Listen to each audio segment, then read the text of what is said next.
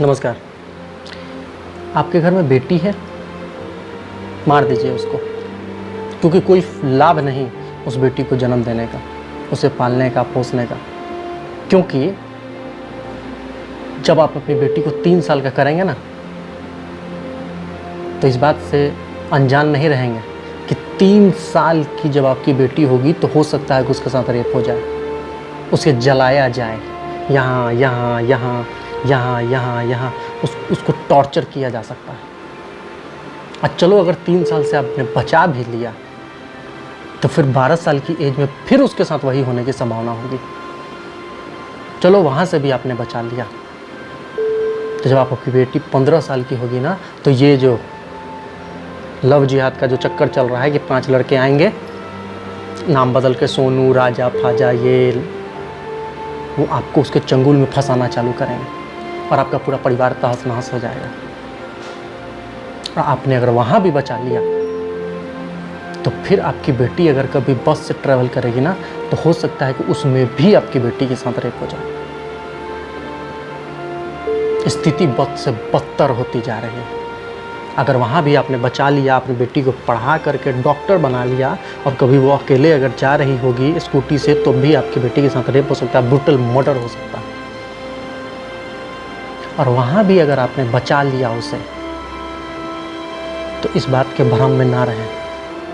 अभी हाल फिलहाल में पटना में आपने सुना है ना, किसी की बेटी, किसी की माँ, किसी की बहू, कोई सेफ नहीं है यहाँ। उसके साथ 7 लोगों ने मिलकर रेप किया।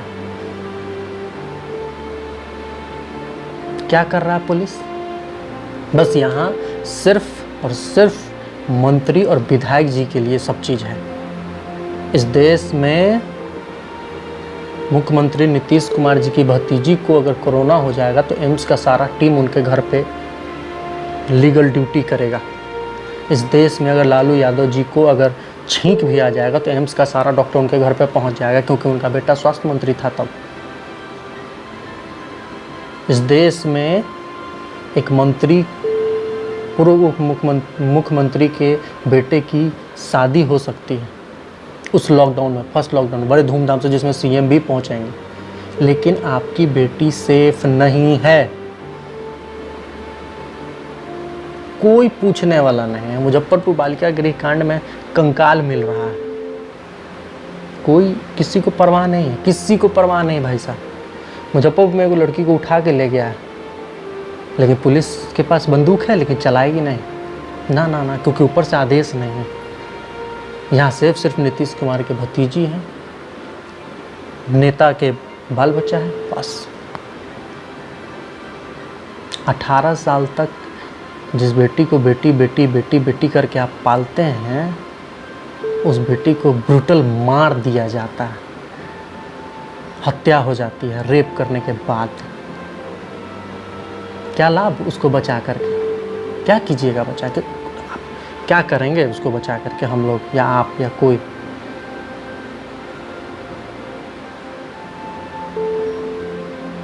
कोई कुछ नहीं कर सकता, सिर्फ हल्ला कर सकते हैं, हम बोल सकते हैं। क्या करें? बोलिए कि क्या कर लीजिएगा, हम ही बोल के क्या कर लेंगे? 3 साल की बच्ची को जलाया गया है, उसको टॉर्चर किया जाता है। 20 साल 22 साल की लड़की को बस में पकड़ के एक रॉड, आप समझ सकते हैं। आप अपनी बेटी को अगर डॉक्टर बना देते हैं और गलती से वो अकेले अगर कहीं जा रही है, तो 4 लौंडा उसको पकड़ के उसके साथ कुछ कर सकता है। कहाँ कहाँ आप उसके साथ जाइएगा? इस सरकार में हिम्मत नहीं है, ताकत नहीं है कि 7 गो एक औरत के साथ, 45 साल की एज की औरत के साथ रेप करता, और उसको आज तक अभी तक कुछ कर नहीं पाया। और कानून, बाय द वे भाई साहब, कानून, जिस कानून की आप बात कर रहे हैं, वो इस आँख पे पट्टी बांधे हुए। जिस देश में वो ज़मीन का मामला 22 साल चलेगा, आप अंदाज़ा लगा सकते हैं कि उस देश में क्या होगा।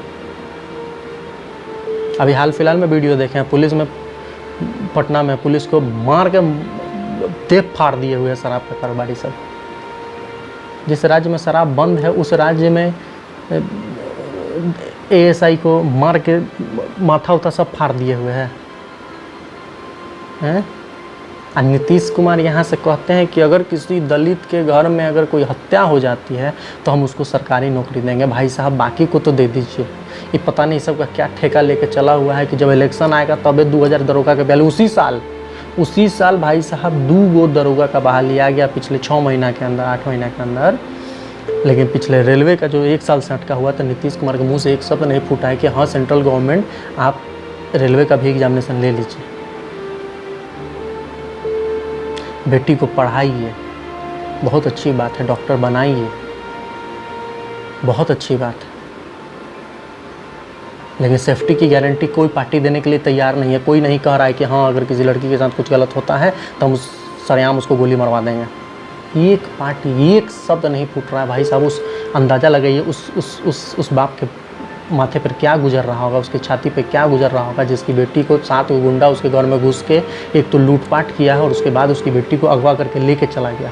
आज भी उसके साथ, उस बेटी के साथ क्या हो रहा होगा कोई अंदाज़ा है क्या? कौन जान रहा है?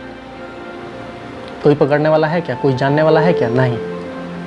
सरकार कहाँ है? इलेक्शन मोड में है सरकार कि दलित को अगर हत्या हो जाता है तो दलित को सरकारी नौकरी देंगे हम।